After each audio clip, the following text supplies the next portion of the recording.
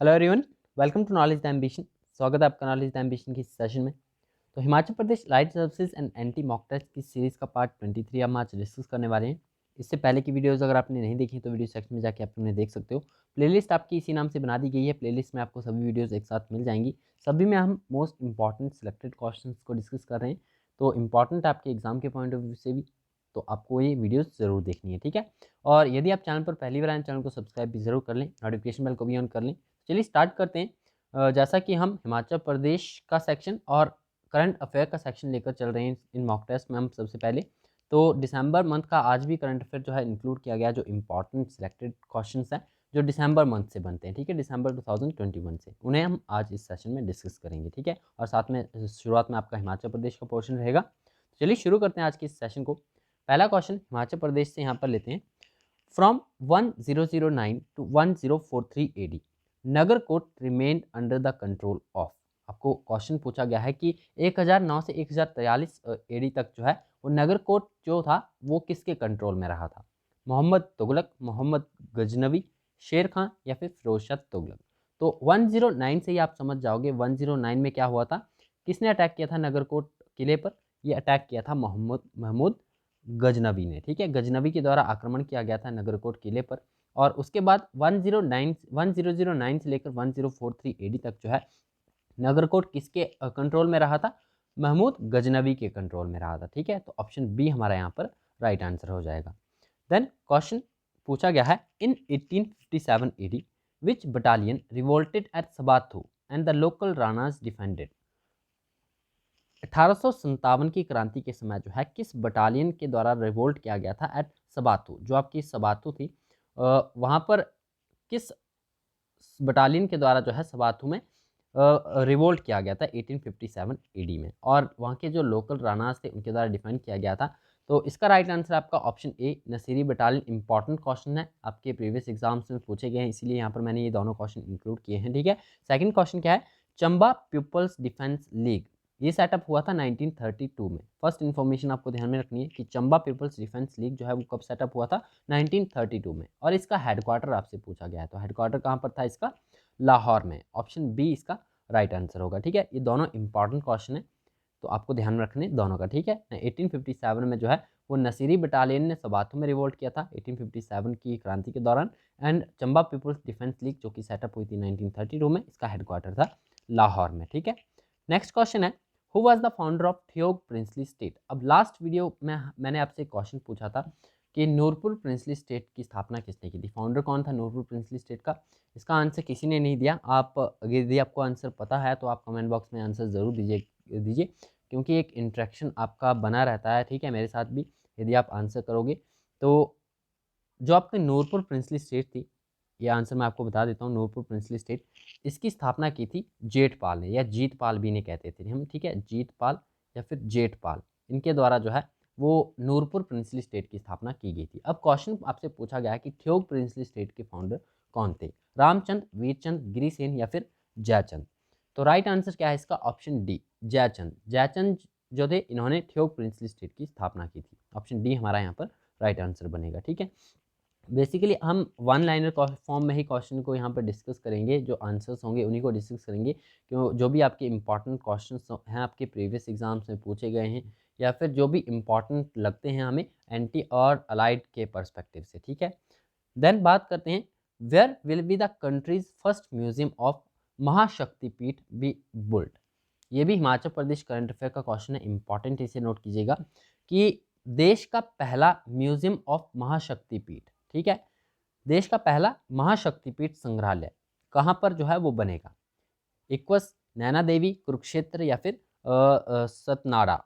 तो right answer है आपका ऑप्शन बी, हिमाचल प्रदेश के नैना देवी में जो है देश का पहला म्यूजियम ऑफ महाशक्तिपीठ जो है वो बनाया जाएगा, ठीक है।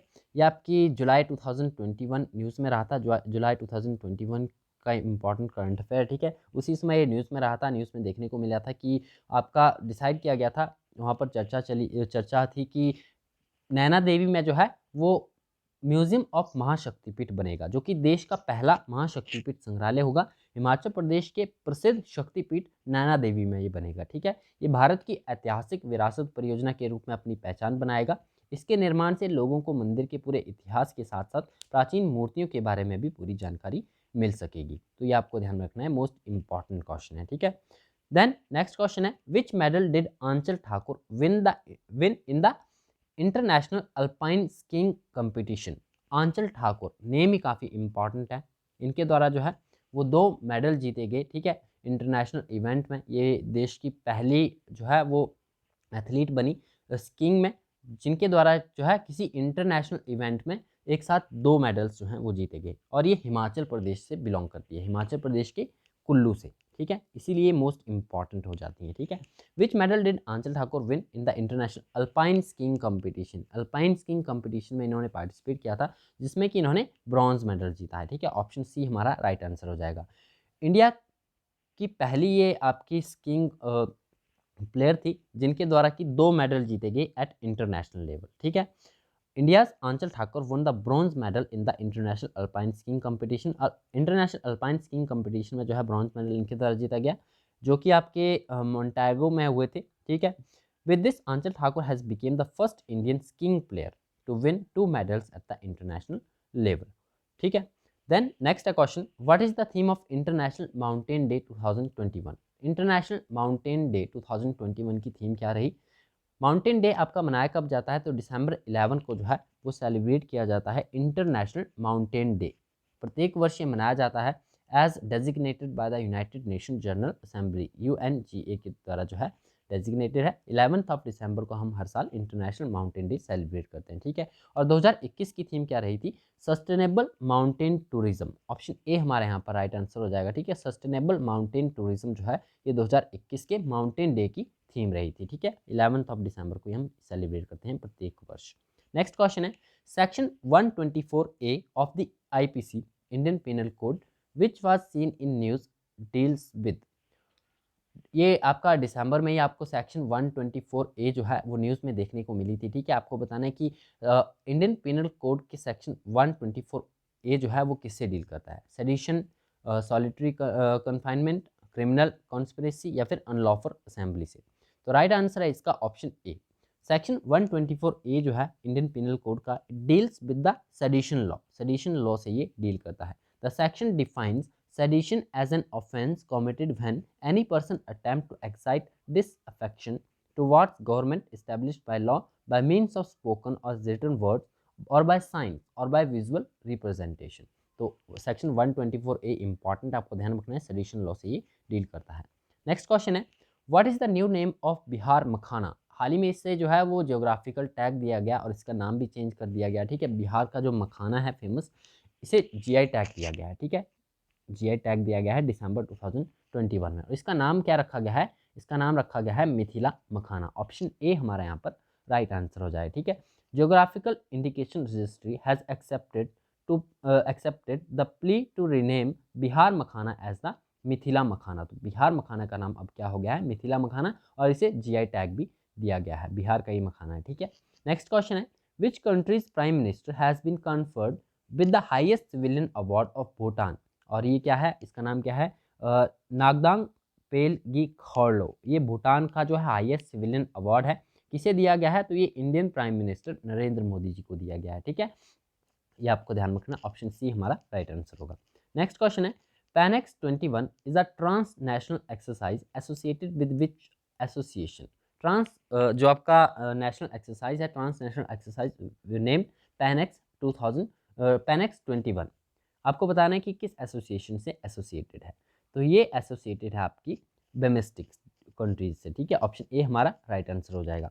पैनेक्स 21 क्या है, एक transnational multi agency exercise है which aims to develop capabilities in disaster management aspect for the BIMSTEC, which is Bay of Bengal Initiative for Multi-Sectoral Technical and Economic Cooperation countries. The exercise was recently organized at the College of Military Engineering in Pune. The BIMSTEC regional organization comprises Bangladesh, Bhutan, Myanmar, Nepal, Sri Lanka, Thailand, besides India.